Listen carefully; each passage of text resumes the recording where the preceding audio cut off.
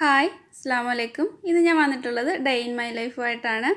കുറേ പേര് റിക്വസ്റ്റ് ചെയ്യാറുണ്ട്, അതുകൊണ്ട് മാത്രമാണ് ഈ ഒരു വീഡിയോ ചെയ്യുന്നത്. അപ്പോൾ വീഡിയോ ഇഷ്ടമാവുകയാണെങ്കിൽ ഒന്ന് ലൈക്ക് ചെയ്തേക്കുക. അതുപോലെ ഇതിൽ റെസിപ്പി കൂടി ഇൻക്ലൂഡ് ചെയ്തിട്ടുണ്ട്. അപ്പോൾ വീഡിയോ ഫുള്ളായിട്ട് കാണുക. സ്കൂളിലുള്ള ദിവസം നേരത്തെ എഴുന്നേക്കും. അപ്പോൾ ഇപ്പോൾ ഒരു 5:30 ആവുന്നുണ്ട്. എന്നാലും നേരമൊക്കെ വെളുത്ത് തുടങ്ങിയിട്ടുണ്ട്. അപ്പോൾ ഫ്രഷ് ആകലൊക്കെ കഴിഞ്ഞിട്ട് കിച്ചണിലേക്ക് വന്നിട്ടുണ്ട്.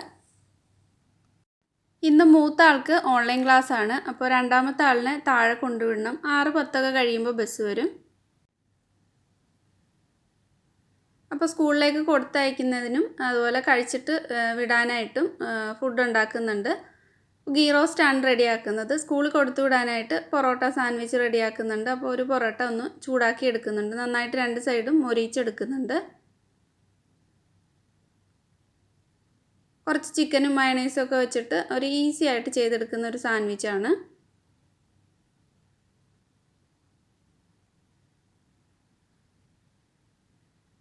രണ്ട് സൈഡും നന്നായിട്ടൊന്ന് മൊരിയിച്ചിട്ട് പൊറോട്ട മാറ്റിയിട്ടുണ്ട്. ഇതേ ഒരു പാനിൽ തന്നെ ഗീ റോസ്റ്റും റെഡിയാക്കി എടുക്കാം.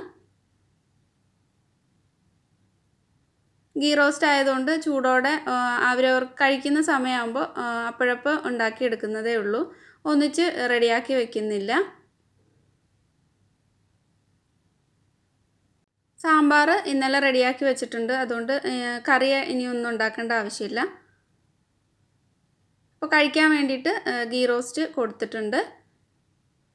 പൊറോട്ട സാൻഡ്വിച്ചിന് വേണ്ടിയിട്ട് ഞാനിവിടെ കുറച്ച് ചിക്കൻ ഫ്രൈ ആക്കിയിട്ട് ടൊമാറ്റോ കെച്ചപ്പും മയണൈസും കൂടെ വെച്ചിട്ട് ഒന്ന് റെഡിയാക്കി എടുത്തിട്ടുണ്ട്. അപ്പോൾ അത് ടിഫിനൊക്കെ എടുത്ത് വെച്ചിട്ടുണ്ട്. വെള്ളവും റെഡിയാക്കി എടുത്തിട്ടുണ്ട്. പിന്നെ മീനൊന്ന് വെള്ളത്തിലിട്ട് വെച്ചിട്ടുണ്ട്. എല്ലാ ദിവസമൊന്നും ഞാൻ താഴെ പോകാറില്ല. മൂത്ത ആൾക്ക് സ്കൂളിലില്ലാത്ത ദിവസം മാത്രമേ താഴെ കൊണ്ടുവിടാൻ പോകാറുള്ളൂ. അപ്പോൾ ഇതിൻ്റെ മുമ്പിൽ തന്നെ പാർക്കുണ്ട്. അപ്പോൾ പാർക്കിൽ ഞാനൊരു അരമണിക്കൂർ രാവിലെ നടക്കാൻ ഇറങ്ങും. സ്കൂളിലേക്ക് ബസ് കയറ്റി വിട്ടിട്ട് ഒരു അരമണിക്കൂർ നടന്നിട്ടാണ് തിരിച്ച് വീട്ടിലേക്ക് പോകുന്നത്.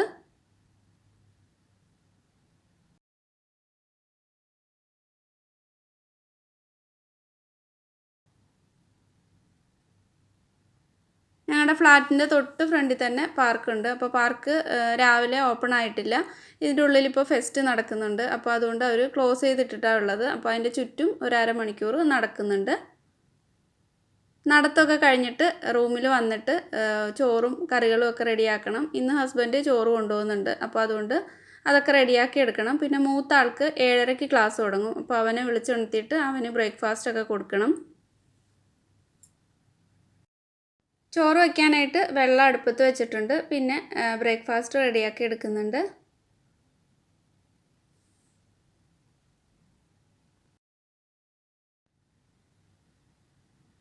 ഞാനിവിടെ കുറച്ച് ചീര നന്നായിട്ട് വാഷ് ചെയ്തിട്ട് അതൊന്ന് കട്ട് ചെയ്തെടുക്കുന്നുണ്ട്.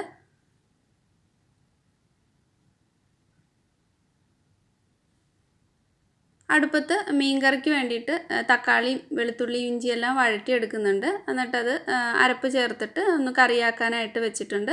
ഒരടുപ്പത്ത് ചീര റെഡിയാക്കാനായിട്ട് ഒരു ചട്ടി ചൂടാൻ വെച്ചിട്ട് എണ്ണയൊക്കെ ചേർത്ത് കടുക് ചേർത്തിട്ടുണ്ട്. ആ നേരത്ത് ചോറും റെഡിയായി വന്നിട്ടുണ്ട്.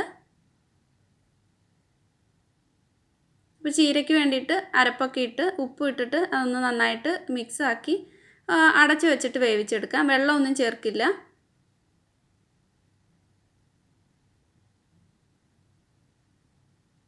മീൻ വറുക്കാൻ വേണ്ടിയിട്ട് മീനൊക്കെ മസാല പുരട്ടി എടുത്തിട്ടുണ്ട്. അതും ഒരു സൈഡിൽ റെഡിയാക്കി എടുക്കുന്നുണ്ട്.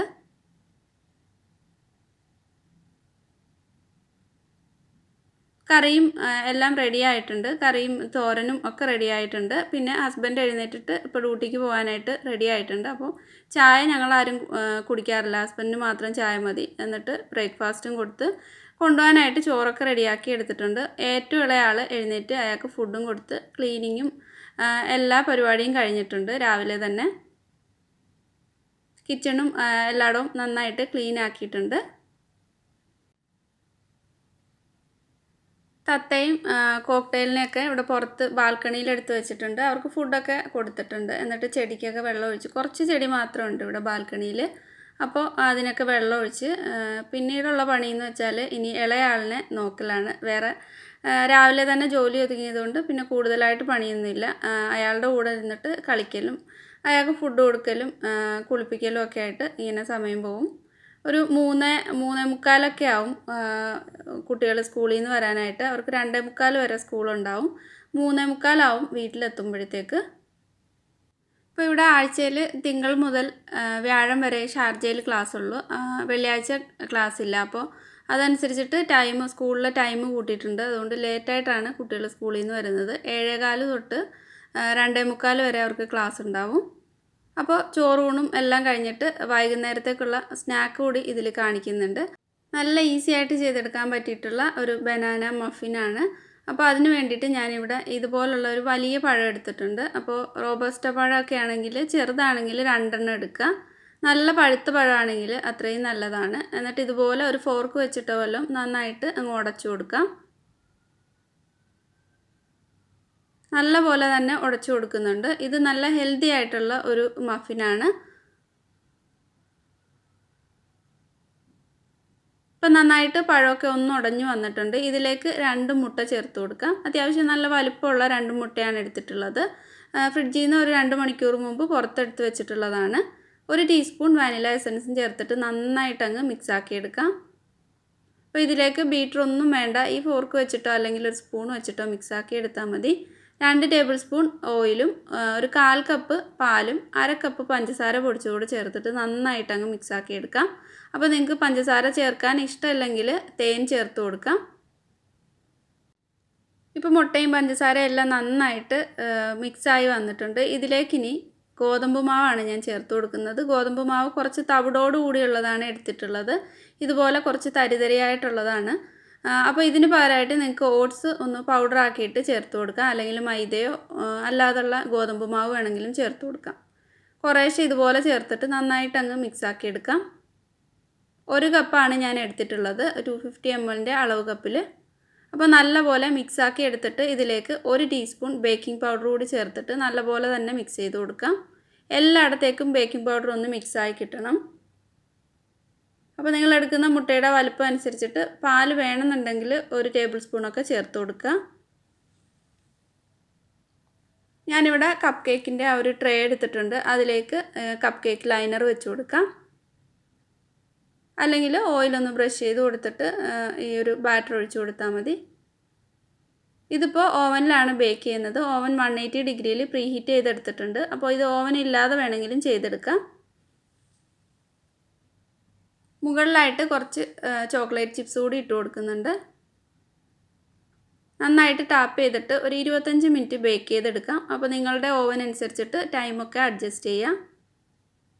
നല്ല ഈസിയാണ് ഈ ഒരു മഫിൻ റെഡിയാക്കി എടുക്കാനായിട്ട്. കഴിക്കാൻ നല്ല അടിപൊളി ടേസ്റ്റാണ്. അപ്പോൾ എന്തായാലും ഈ ഒരു മഫിൻ തയ്യാറാക്കി നോക്കുക. ടൂത്ത് പിക്ക് വെച്ചിട്ട് ചെക്ക് ചെയ്തിട്ടുണ്ട്. നന്നായിട്ട് തന്നെ കുക്കായിട്ടുണ്ട്. 25 മിനിറ്റ് എടുത്തിട്ടുണ്ട്. ഇത് നമ്മൾ പഴമൊക്കെ ചേർത്തിട്ട് അതുപോലെ ഗോതമ്പ് മാവ് വെച്ചിട്ട് ചെയ്യുന്നത് കൊണ്ട് കുറച്ച് ടൈം ഒരു 5 മിനിറ്റൊക്കെ അധികം എടുക്കും. അല്ലെങ്കിൽ സാധാരണ കപ്പ് കേക്കിന് ഞാനൊരു 20 മിനിറ്റ് 15 മിനിറ്റൊക്കെ വെക്കാറുള്ളൂ. അപ്പോൾ ഇത് ഞാൻ ചൂടോടെ തന്നെ ഒന്ന് എടുക്കുന്നുണ്ട്.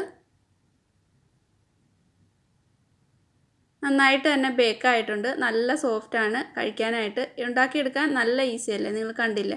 അപ്പോൾ ഇതേപോലെ ചെയ്ത് നോക്കുക.